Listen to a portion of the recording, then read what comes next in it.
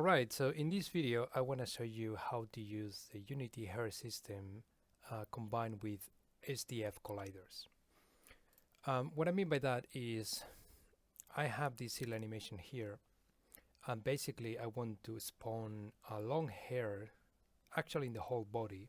I just wanted to stress test this system, so I went for something that is actually quite complicated to simulate. So I have this silly animation, is this mannequin dancing around, and you get something like that, right? So basically what I've done is I just created the hair here in Houdini.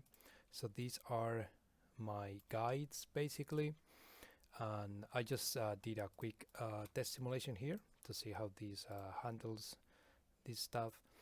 And as you can see here, obviously we have a geometry that is colliding with those guides. So the simulation works quite well. It inherits the velocity and the gravity and all of that.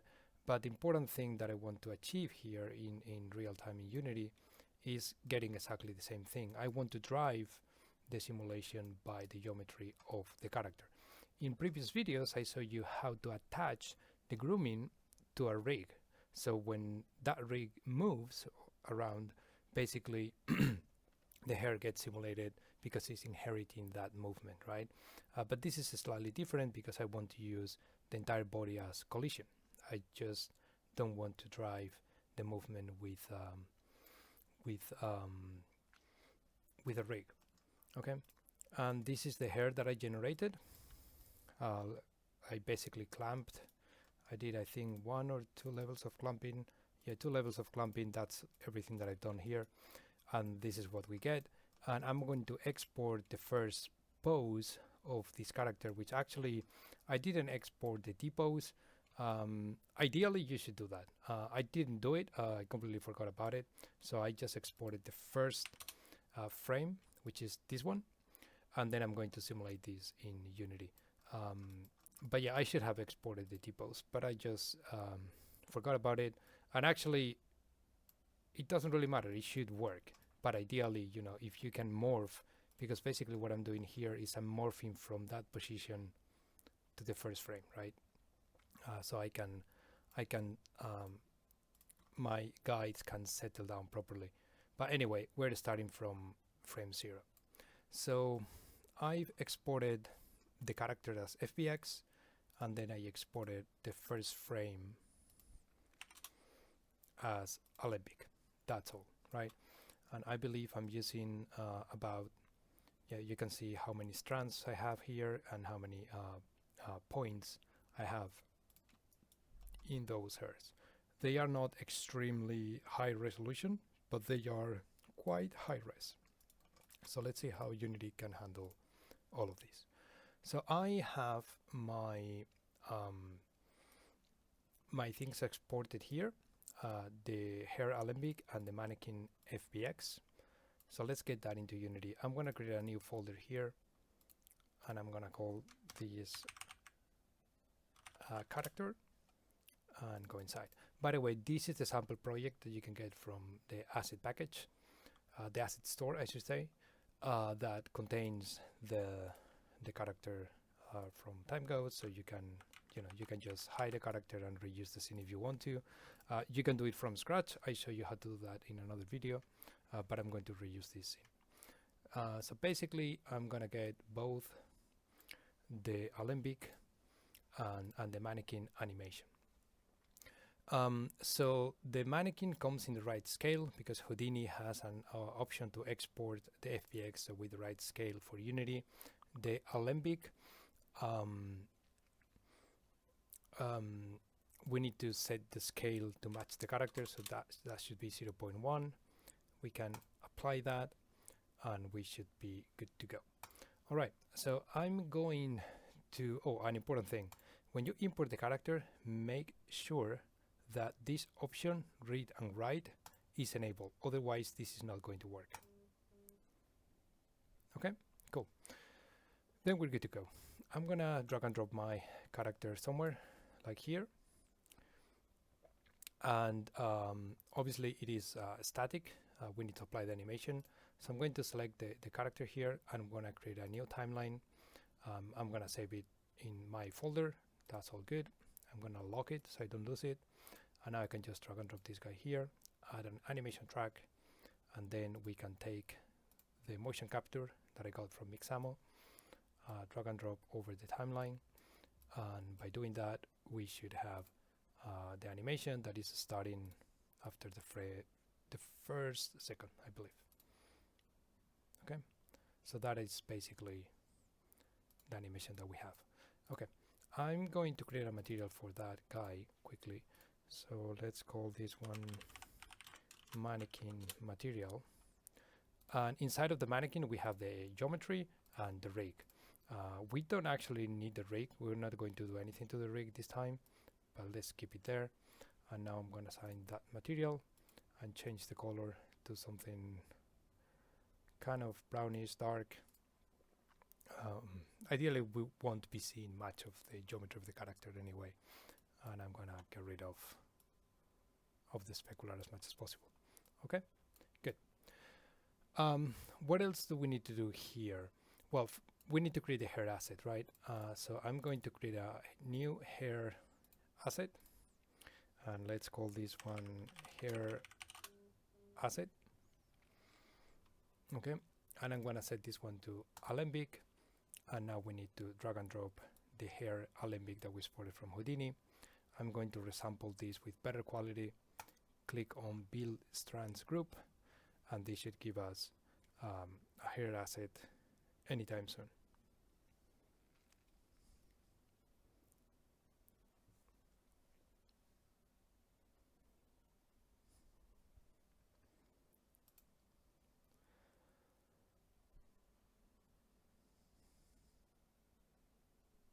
Okay, so here you can see a preview of that hair asset that we just created, and we ended up with 84 plus 1,000 strands, and this is the total amount of vertices or particles or points, I should say, up here, right? Okay, good. So now we have a hair asset. Now we need also to create and by the way, the best way to do this is with prefabs. So let's create prefabs.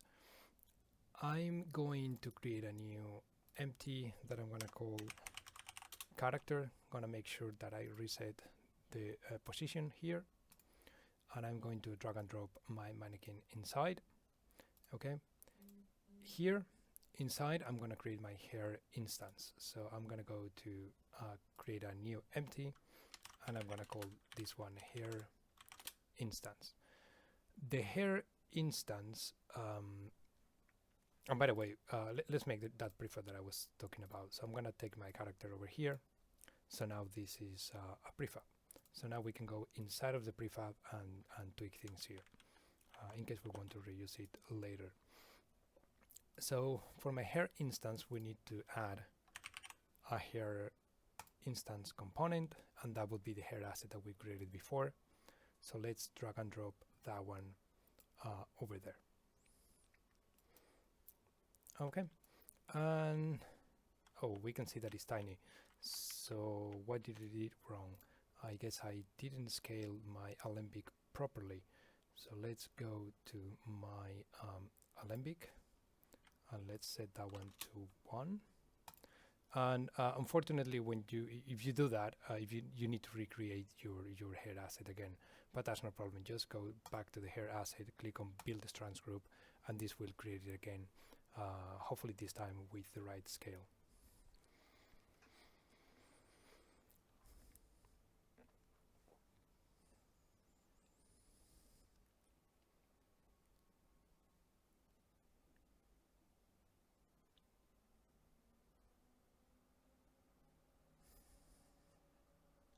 Okay, cool. So now it's the right scale, and everything is working just fine. Obviously, we need to configure this hair instance. So let's update the steps min. Let's set that one to 1, so it updates all the time. And now is where we need to start configuring the hair. So one of the important things here is the skinning. We didn't talk about this in previous videos, and we actually need this time, but let's do that a little bit later. Let's configure the look of the hair. So strength, length, remember that here you can choose any length for your hair. If you don't do that, it will inherit whatever length that came from the grouping package, in this case Houdini. Then we have the strand diameter, so I'm going to set that one to 1. You can set it to whatever you want, right? I'm going to set it to 1, and I'm going to add a little bit of separation as well, and that would be 1. And this should be already been, this has been simulated. By the way, you shouldn't do this inside of the prefab. If you want to check the simulation, you need to go outside of the prefab, right? And here things work as expected, right? I'm moving my character and the thing is moving. But if I play the animation, we are not getting the collisions that we want to, right? So we need to do that. But let's keep doing the hair first. So again, I'm gonna go to the hair instance, and I was tweaking the separation. That's all good. I'm gonna add a little bit of tapering, so I'm gonna enable tip scale and a little bit of randomness as well. Okay. Then for rendering, let's come back to this a little bit later. I want to tweak a little bit the sub-steps, so I'm gonna increase a little bit the sub-steps to maybe something like 3. I want to get better constraint iterations as well, so I'm going to increase that to 8. And I talked about all these parameters before, so I'm not going to explain what they do this time. Then the stiffness, I want this to flow in the air a lot, so I'm going to reduce the stiffness to something like 0.2. all right. The damping, I'm going to enable it as well, so it bounces around a little bit, but I'm going to say per 100 milliseconds. There you go. And again, we can test this to see how it looks. Okay, that seems good to me. What else can we do here? The friction, the boundary collision, this is what we're going to configure next. And I want to have a high friction, so it collides very well with the geometry, so I'm going to increase it all the way to 1. And now if I go all the way down in the settings environment, I'm going to set the gravity to something like 0.2. Remember that here you can basically tweak the influence of the gravity. So I'm going to set that one to 0.2. Okay, and again, to test this properly, let's go here and see what it does. Okay, and it behaves quite well. I mean, it's bouncing and flowing in there and all of that, so that's all good. But again, we still don't have those collisions, right? So how can we do that? Well, we need to create an SDF based on the geometry of the character, and that is basically like a voxelized version of the character. So we are colliding not against geometry, but against a volume, right? And all of you dealing with simulations in Houdini, you know this is a very common workflow in Houdini as well. When you're doing something like a hair balloon simulation, you also need to create some kind of PDB to use as a collider. So let's do that. And the way to do that, we need to create rendering, and we need something called render texture. Okay, so I'm just going to call it render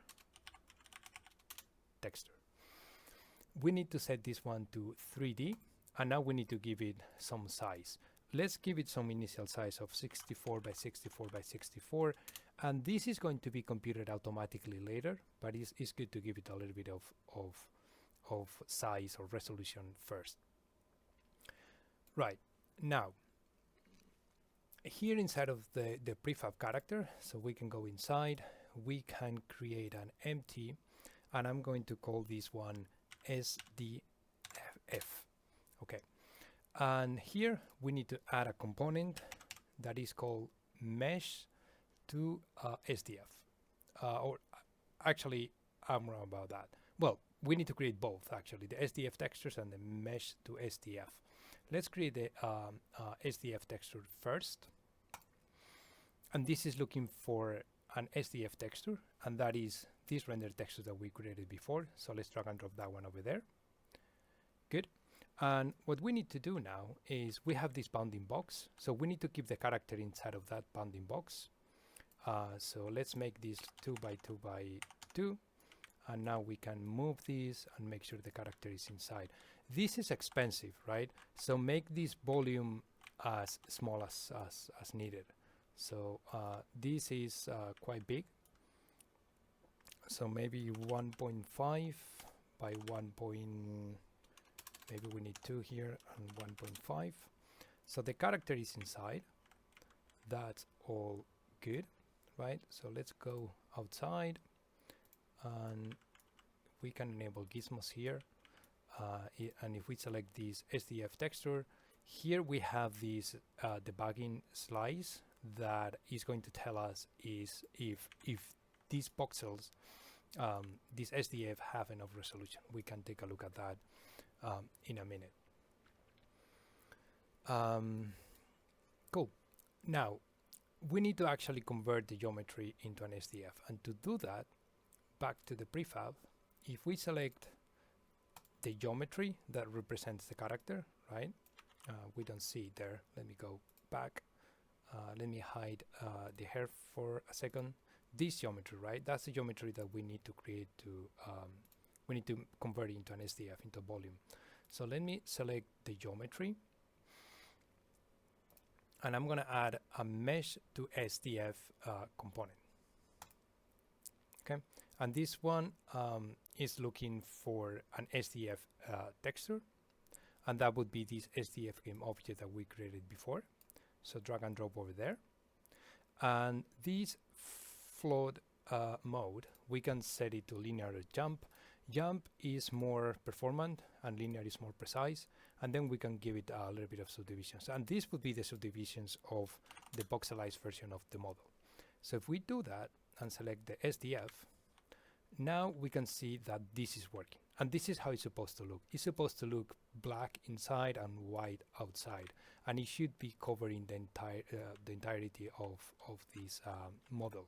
And we have this slice to check that things are working, and as you can see, they are working. So this is all good. Okay. What else do we need to do now? This SDF also needs another component. So if you type hair, there is this hair boundary, and this hair boundary should find automatically the SDF that we created before. And as you can see here, it's green, so that means that it's working. Type any. We can select if we wanted to discrete SDF, but because we only have that, we can leave it as any, and that should be good. Now this should be ready to go. If we take the hair instance and we go all the way down, here we have this boundary resident, and here it says 0 boundaries, meaning that it's not really colliding with anything.